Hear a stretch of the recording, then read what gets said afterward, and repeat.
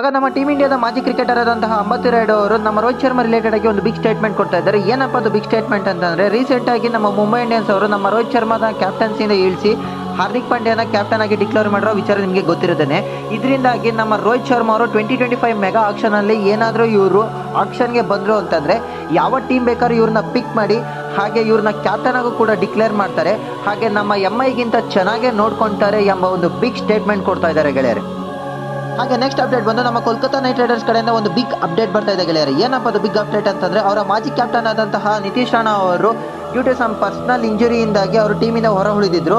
ಆದರೆ ಈಗ ಬರ್ತಿರೋ ರಿಪೋರ್ಟ್ಸ್ಗಳ ಪ್ರಕಾರ ನಮ್ಮ ನಿತೀಶ್ ರಾಣಾ ಅವರು ಎಲ್ಲ ಇಂಜುರಿಯಿಂದ ಬ್ಯಾಕಪ್ ಆಗಿ ಈಗ ಕೋಲ್ಕತ್ತಾ ನೈಟ್ ರೈಡರ್ಸ್ನ ಕ್ಯಾಂಪ್ನ ಜಾಯ್ನ್ ಆಗಿ ಪ್ರಾಕ್ಟೀಸ್ ಸೆಷನಲ್ಲಿ ಇನ್ವಾಲ್ವ್ ಆಗಿದ್ದಾರೆ ಎಂಬ ಒಂದು ಬಿಗ್ ಅಪ್ಡೇಟ್ ಬರ್ತಾ ಇದೆ ಗೆಳೆಯರೆ.